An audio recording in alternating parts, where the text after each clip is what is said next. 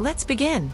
Hold the nose cone that is on the front end of the engine, turn it counterclockwise, and gently unplug it from the rest of the engine. Place the cone at a safe spot near you, or hand it over to Colin or Victor from iQ. Now, we move over to the rear end of the engine, and unplug the motor from the power supply, like this. Then, select Next to go ahead.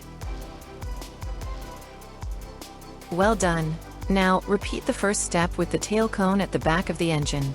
Hold, rotate counterclockwise, gently detach, and allow the motor wire to slide through it.